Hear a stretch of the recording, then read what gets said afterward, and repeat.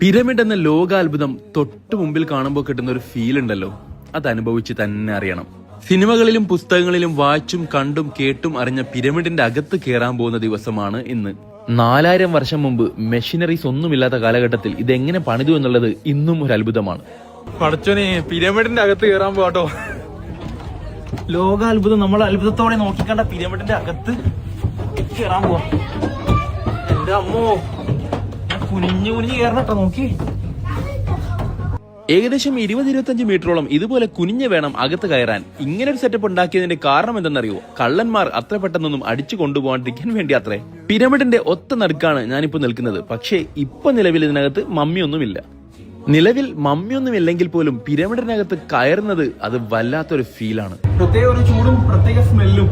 പിരമിഡിന്റെ അകത്തുനിന്ന് പുറത്തേക്ക് പോകുമ്പോൾ ഏതാണ്ട് ചൂടേറിയ റൂമിൽ നിന്ന് AC റൂമിലേക്ക് കടന്നു ചെന്ന പ്രതീതിയാണ്.